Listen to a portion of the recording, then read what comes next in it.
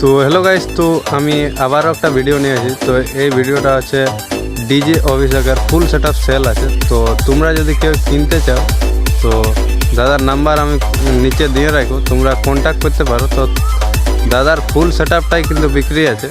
তো তোমরা যদি কেউ কিনতে চাও তো কন্ট্যাক্ট করতে পারো দাদার সাথে। তো চলো ভিডিওটা এখানে শেষ করছি, দেখা আছে কোনো পরের ভিডিও। চলো ভাই।